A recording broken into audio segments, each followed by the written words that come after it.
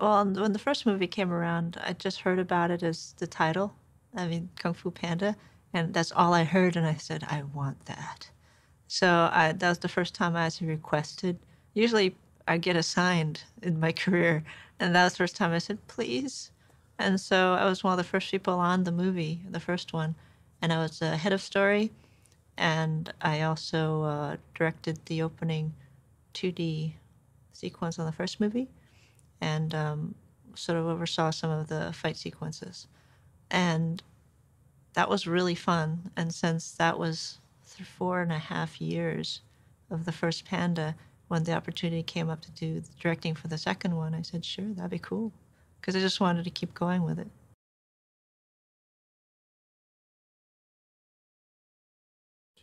What's new?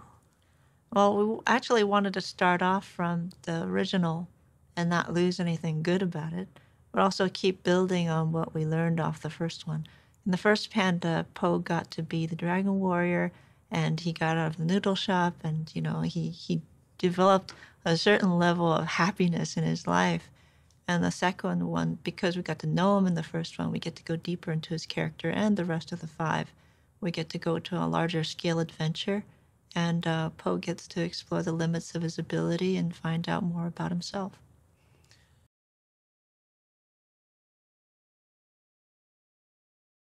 A thing that's very interesting about Jack is he's got so much sensitivity to him. He's got so much beautiful, just emotive acting going on in his voice.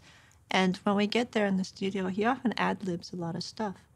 And we give him the lines, he takes it, and he knows what it's supposed to be about, but he will add stuff on his own that gives a lot of that sort of poism.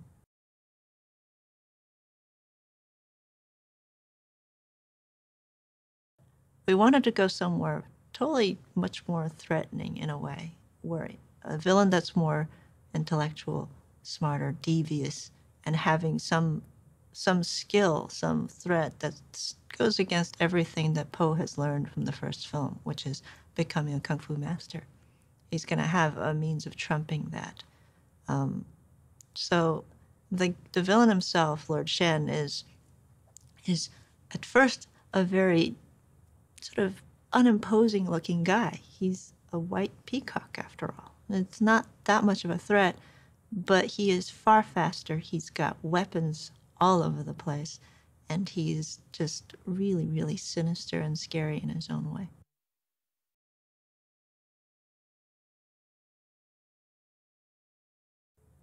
Early on in the process, when we're thinking of Shen being who he is and his role in the film, we thought we need to have a voice that has a level of threat that's different from his appearance, because you need that balance.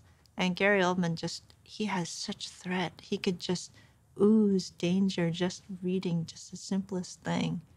And we needed somebody who could do that for him. And Gary Oldman brings it every time.